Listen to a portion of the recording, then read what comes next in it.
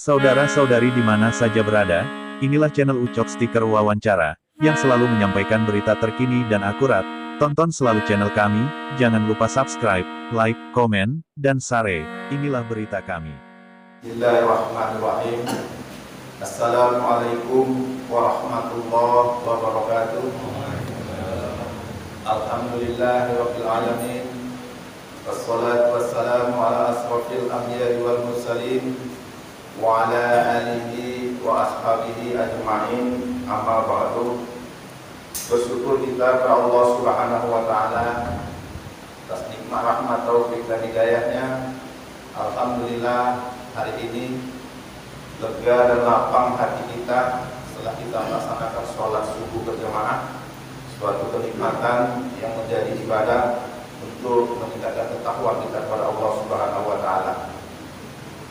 Selawat beriring salam kita sampaikan dari bahan junjungan kita Nabi besar Muhammad Rasulullah sallallahu alaihi wasallam. Allahumma shalli wa sallim wa barik alaihi. Insyaallah kita yang selalu bersalawat kepadanya, kita menjadi hamba yang akan mendapat syafaat di kemudian hari kelak. Hormat kami kepada Ketua BKN dan pengurus Ayahanda. Hormat kami kepada para orang tua, tuan-tuan guru, bapak ibu, jemaah rahimakumullah. Terima kasih waktu dan kesempatan yang diberikan saya, Pak Kapolres, hadir bersama tim Safari Ramadan, didampingi dengan Dewan Masjid Indonesia, lengkap dengan pengurus juga yang hadir. Saya juga hadir di Pak Kapolsek, ada hadir sini Kapolsek Tanjung Balai Selatan. Ya, alhamdulillah baru berganti. Beliau ini Ustadz juga ini, nanti selalu datang mengalir. Kemudian Pak Kasat ada juga, ada Pak Kabak Dimas, Pak Nasution, Pak Udin. Kami hadir untuk belajar dari satu masjid ke masjid lain, bagaimana meningkatkan ketakwaan kita kepada Allah Subhanahu wa taala. Pesan yang mau kami sampaikan adalah tentu menyangkut dengan tugas Kepolisian Negara Republik Indonesia. Apa tugasnya? Yaitu untuk memelihara keamanan dan ketertiban masyarakat. Bicara tertib, nanti adik-adik ini saya perhatikan di sini kalau tertib, saya kasih kuis, insya Allah ada uang sakunya nanti. Kalau tertib dan bisa menjawab pertanyaan. Ya. Tujuannya apa? Ketika manusia itu suruh tertib, tidak asing lagi sebenarnya kalau kita selaku umat Muhammad, karena Allah menciptakan langit dan bumi seisinya sudah sangat sempurna. Sangat sempurna sekali. Kita jadi hamba Allah ini dikasih kenikmatan yang luar biasa. Bagaimana cara menikmati luar biasa itu? Sampai Allah ceritakan dalam surat Ar-Rahman, tidak ada lagi yang di bumi ini yang disembunyikan nikmat-nikmat Allah. Untuk mencapai, menuju, mengetahui apa itu nikmat Allah, Allah kasih juga petunjuknya. Dikasih sama Allah petunjuknya supaya kamu tahu, kamu lihat dunia ini bagaimana indahnya. Bagaimana supaya kita bisa menikmati nikmat-nikmat Allah itu? Kita harus belajar. Belajar dari mana? Dari petunjuk Allah. Apa itu petunjuk Allah? Al-Quran. Dikasih Allah petunjuknya adalah Al-Quran.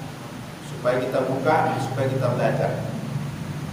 Kita ajak anak-anak kita untuk mengaji, belajar Al-Quran, untuk bisa mengetahui isi alam ini. Di Al-Quran itu adalah merupakan aturan yang diturunkan Allah. Kita selaku umat Muhammad, kita yakin dari perintahnya, ya, ada rukun iman, ada rukun Islam. Rukun iman salah satunya adalah meyakini kitab Allah, itulah Al-Quran. Rukun Islam itu adalah merupakan aturan yang dikasih Allah, perintah. Jadi Al-Quran itu ada namanya perintah. Perintahnya apa kepada umat Muhammad? Sholat. Ya, ada petunjuk. Petunjuknya apa? Kalau kamu masuk surga, arahnya kemari. Ke masjid arahnya orang masuk surga. Jadi ada petunjuk, ada perintah, ada larangan. Larangannya apa? Jangan kamu dekati zina misalnya. Jangan kamu dekati khamar. Ada peringatan. Bapak Ibu para jemaah rahimakumullah, kaitannya dengan undang-undang Allah. Al-Quran itu bukan undang-undang Allah yang diturunkan langsung oleh Allah Subhanahu wa Ta'ala melalui malaikat, ya, yang melaksanakan, yang mempraktekkan adalah Nabi. Kita sebagai umatnya untuk mengikutnya. Setelah terjadinya suatu bumi alam, ya, dengan Al-Quran petunjuknya, kemudian negara. Tadi polisi-polisinya Allah itu adalah yang menegakkan Al-Quran, itu adalah yang menjalankan Al-Quran, itu adalah yang mensosialisasikan Al-Quran, itu adalah para ulama, para ustadz, para dewan masjid, para BKM. Jadi BKM itu sesungguhnya adalah polisi-polisinya Allah yang menegakkan kebaikan, yang memerintahkan orang, mengajak, mengingatkan orang untuk berbuat kebaikan melalui sholat tepat waktu, berjemaah di masjid, kan BKM. Azan di sini. Kalau di masjid ini dalam 5 waktu ada 1 kali saja tidak ada azan, BKM berdosa itu. Menurut saya berdosa. Kenapa? Karena dia sudah teken kontrak, meyakinkan diri untuk jadi pengurus masjid. Jadi orang di sekitar sini bila perlu kalau nanti nggak sholat didatengin, diajak.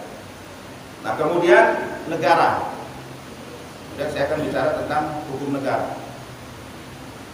Negara Republik Indonesia ini terbentuk, kita tahu semua, dari mulai anak-anak sampai kita orang tua, semua pernah tahu dan pernah belajar.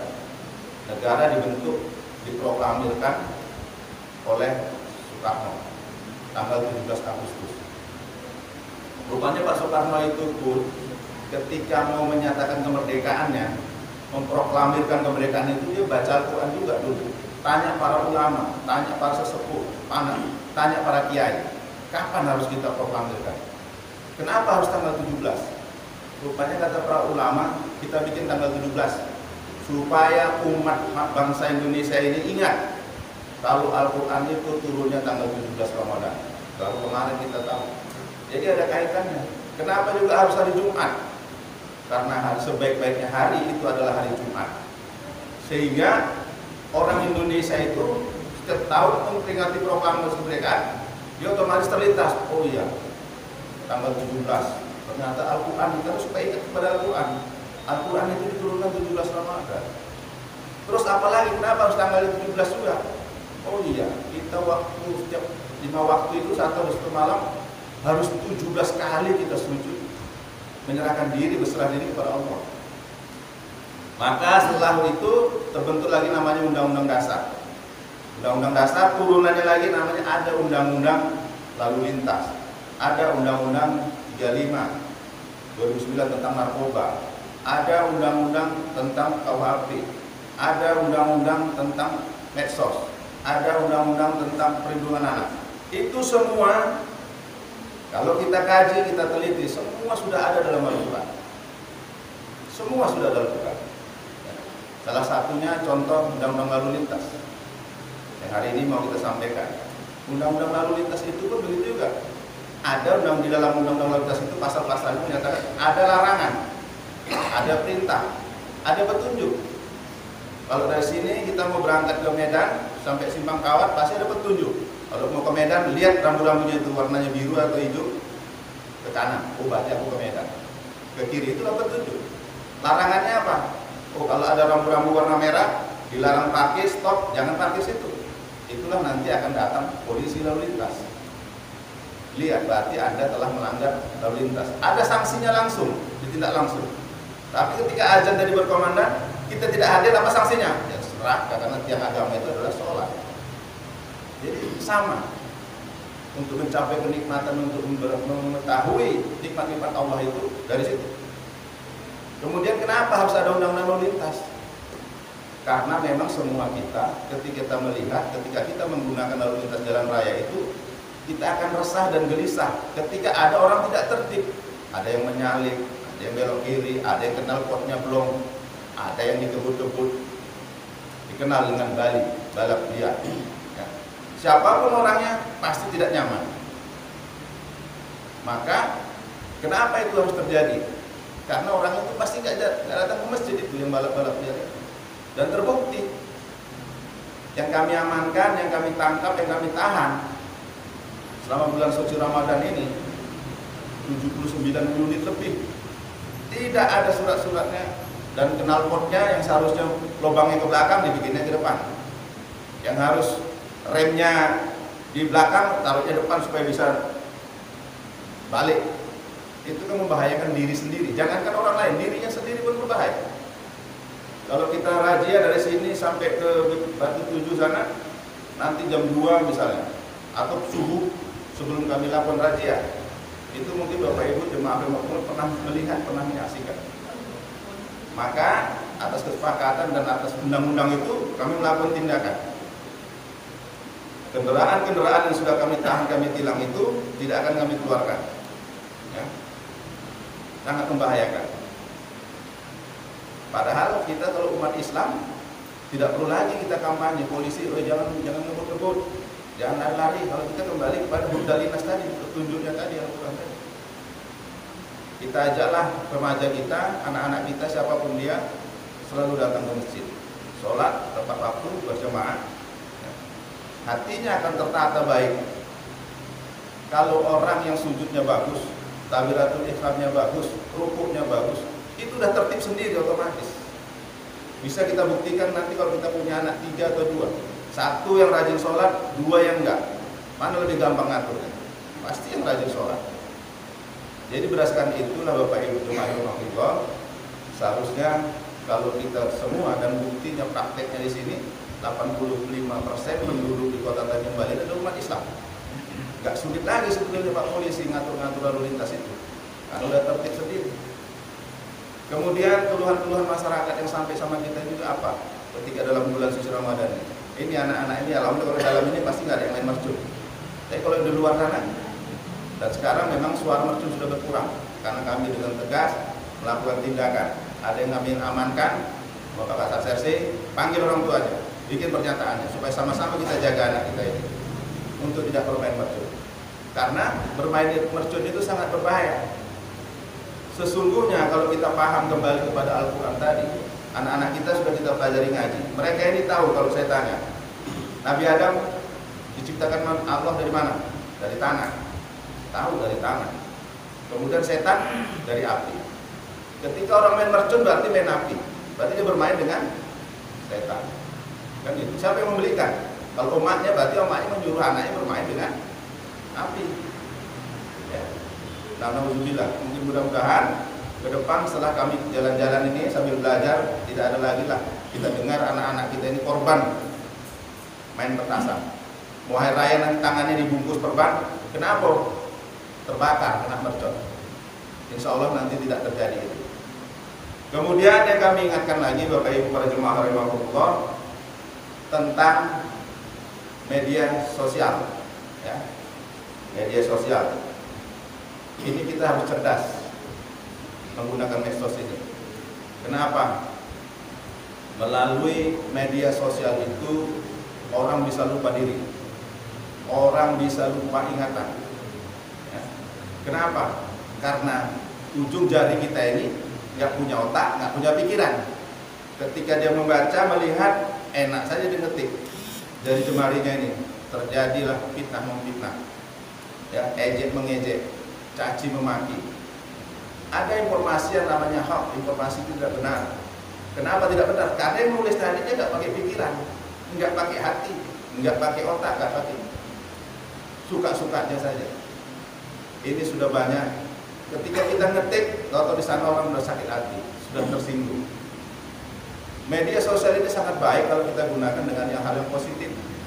Untuk buka Mbah Google itu kita buka Iqra misalnya, kita baca. Kita belajar suratul Fatihah, keluar dia baca, mengaji. Tapi kan faktanya nggak seperti itu. Digunakan untuk hal-hal yang lain. Untuk belanja online, belum dicek dulu ceritanya yang bagaimana, kita sudah pesan barang. Berkenalan melalui medsos. Kemarin baru saya terima laporan. Baru kenalan di medsos 2 kali, yuk kita jumpa di salah satu kafe, ketemu, ngobrol berdua. Berlainan jenis yang belum kenal sama sekali, sehingga mungkin lihat fotonya ganteng atau segala macam, yang perempuan pun begitu. Seketika itu dia bisa senang, Seketika itu dia dipercaya.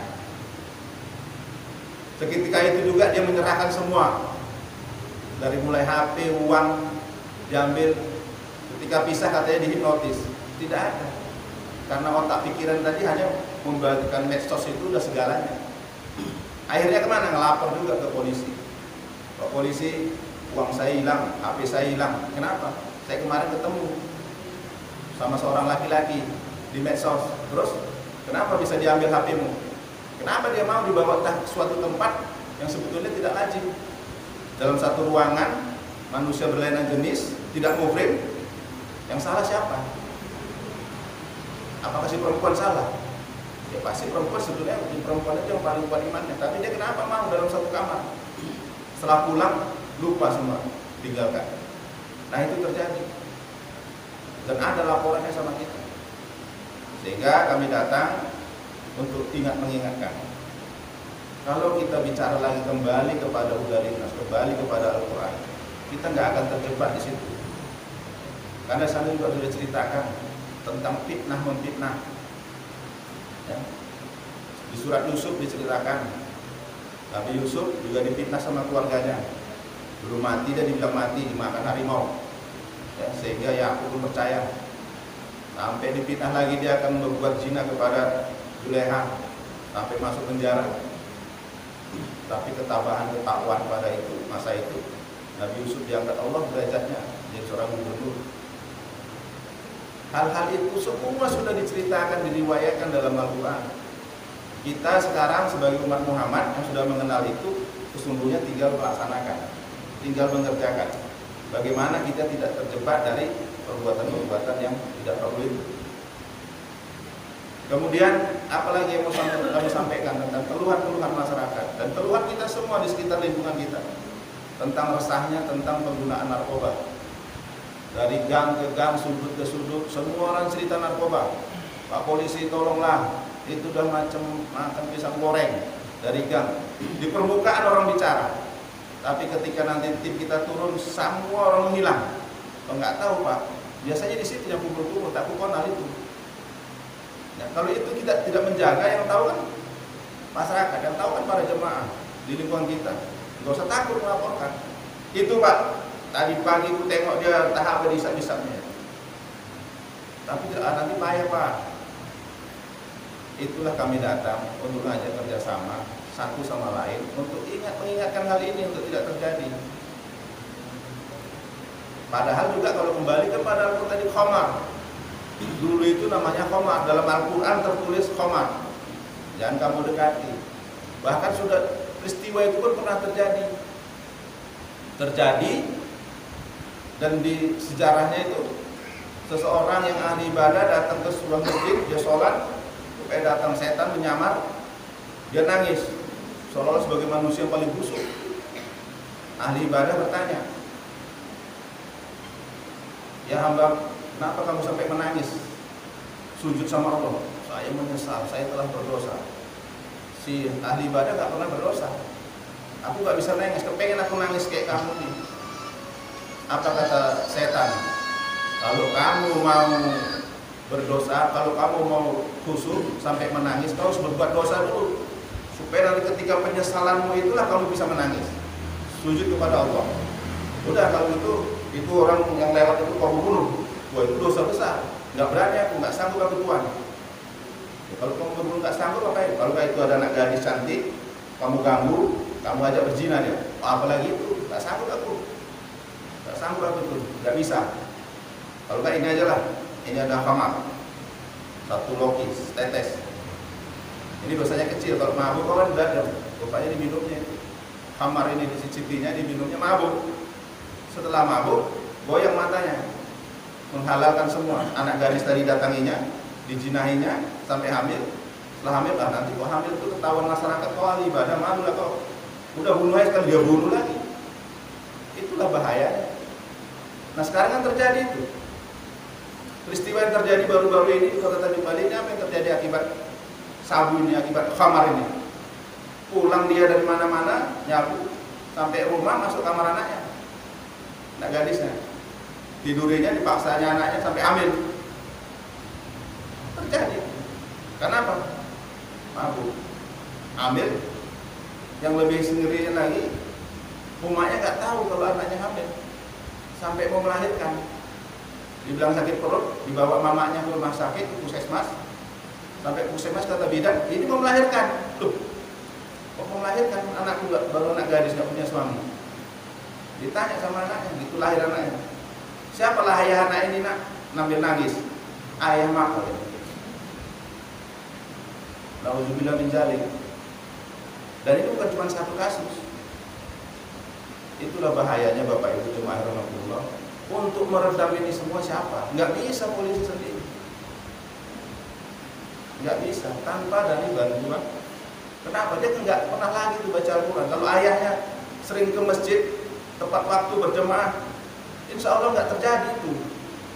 Nggak akan terjadi. Sama juga dengan anak gadisnya. Pasti dia berontak atau dia lari, bisa saja. Walaupun diperiksa sama kasat sersi, kenapa kamu lakukan? Diancam sama ayah. Tapi bukan cuma itu. Ada juga yang sama pacarnya. Datang ke kantor polisi juga. Pak polisi nangis emaknya, nangis juga emaknya. Anakku ini udah 7 bulan. Telat. Lu telat kenapa? Nggak masuk kerja? Bukan. Telat hamil katanya, bilang nggak berhalangan lagi. Terus tolong Bapak polisi cari ayahnya. Lu kita suruh cari ayahnya. Di mana dicari? Tangkapan suaminya, tangkapan pacarnya ini. Masih dalam kandungan manusia sudah diserahkan untuk diurusi sama polisi. Itulah kerja, itulah tanggung jawab kita semua. Kembali lagi, itu semua peristiwa yang saya sampaikan dari Uddalinnas. Ayo kita kembali kepada Al-Quran. Kita bikin habis maghrib ini ngaji, kita baca tafsirnya. Tadi siapa? Tugas siapa yang di polisi? Allah tadi yang menyampaikan. Bapak-bapak PKM. Kemudian yang paling membahayakan lagi peristiwa sekarang adalah cemburuan sosial. Ada orang apa sih kita itulah udah mentang-mentang kaya dia sok. Kesenjangan itu juga terjadi satu sama lain, saling menghina, saling caci maki, mengejek, baik melalui medsos maupun terang-terangan, ya, toleransi. Padahal Al-Quran sudah mengajarkan kita, hablulu minan nas, kau jagalah hubungan baik sesama umat manusia di muka bumi ini. Sesama manusia kita suruh menjaga hubungan baik, toleransi satu sama lain. Yakinkan itu. Kenapa kita tidak hidup sendiri? Di negara Islam sama sekali pun suruh jaga hubungan baik pada manusia. Apalagi kita yang berdasarkan Pancasila. Tidak boleh caci memaki. Nanti kalau ada orang sedikit tersinggung. Baru-baru ini juga kami menangani salah satu kasus. Orang melintas di gang itu, kencing dari pinggir masjid itu, di tembok situ, teriaknya luar biasa. Teriak, kenapa kok kencing di masjid? Oh ini. Ya alhamdulillah itu kita tangani. Dan ternyata yang kencing itu memang mabuk juga. Akibat mabuk tadi lagi. Dia minta maaf, kami kumpulkan Pak Camat, Pak BKM, Pak Ketua DMI kami hadirkan. Mereka bisa memaafkan itu sehingga tidak terjadilah sesuatu. Kenapa? Baru begitu ya, padahal tengah malam juga, nggak ada juga orang ini. Tapi nasib dia jam 1 malam ada yang melihat. Ya. Kenapa ketika azan berkomandang di sana ada main gaplek, di sana ada berkombur, nggak berani kita datang di sana. Itu kan tiang agama, tapi mana lebih tinggi derajatnya sama tembok masjid. Tiang agama diruntuhkan, nggak ada yang protes. Maunya kita semua protes. Kalau udah azan, oh udah azan itu, ayo masuk masjid. Beranikah kita seperti itu? Nggak berani. Kemudian kalau kita udah masuk masjid, berlakulah hablum minallah. Yakinkan keimanan kita vertikal kepada Allah untuk khusyuk, ingat Allah, ingat kebesaran Allah, supaya kita bisa mencapai nikmat-nikmat Allah yang diceritakan dalam surat Ar-Rahman itu. Allah bilang nggak ada yang disembunyikan nikmat yang diberikan kepadamu. Carilah itu. Bagaimana? Supaya kita bisa menuju itu, mencapai itu. Supaya kita menjadi manusia yang paling takwa. Bapak Ibu jemaah rahimahullah, yang terakhir pesan mau sampaikan adalah situasi saat ini ya. Kita dilarang mudik. Ingatkan juga keluarga-keluarga kita yang ada di Medan atau yang mungkin di Jawa di mana, kalau untuk sementara nggak usah pulang dulu lah, kita pindah. Itu baru manfaat medsos itu. Video call, udah ya sehatnya Oma, sehat, alhamdulillah. Aku nggak pulang yo. Ini daripada ongkos tiket pesawatku pulang, aku kirim aja lah ya ke rekening Oma. Kan gitu. Kenapa? Karena lebih banyak mudaratnya. Kenapa? Perjalanan memang saat ini seperti itu. Bukan cuma di negara kita, di seluruh dunia. Bahkan Arab Saudi, Mekah yang merupakan kiblat kita, umat Islam diwajibkan ketika sujud menghadap kiblat, itu pun terkontaminasi oleh yang namanya penyakit. Kita ingat itu, bukan cuma kita. Kita harus yakin dengan aturan negara, kita harus yakin dengan aturan pemerintah, karena pemerintah umaro kita. Ibadah haji saja kita untuk menghadap Allah ditunda. Ya. Jadi diharapkan untuk saling mengingatkan dan jaga kesehatan. Kenapa kami bagikan masker? Karena memang dari sini kita awalnya, supaya kita jadi ikhtiar, nggak jadi orang yang takabur. Ketika kita menyatakan oh kita sehat, oh nggak bisa. Allah kalau mau berkehendak bisa saja memang, kita yakin dalam surat Yasin 82 kan, ketika kun payakun kata Allah, sembuh kamu sembuh. Kalau mau kena penyakit pun begitu, pakai masker, disuntik. Saya sudah disuntik vaksin, dan nanti akan kepada seluruh masyarakat warga negara di Republik Indonesia akan disuntik vaksin. Dan itu juga jangan ragu, karena nyatanya memang saya sendiri yang sudah disuntik ini, semua kami Polri sudah disuntik. Alhamdulillah, tambah yakin, tambah kekuatan imun kita kuat.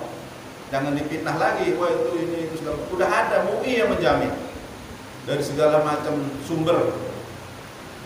Mereka sudah meyakinkan halal, ya kita halal. Karena itu yang paling benar.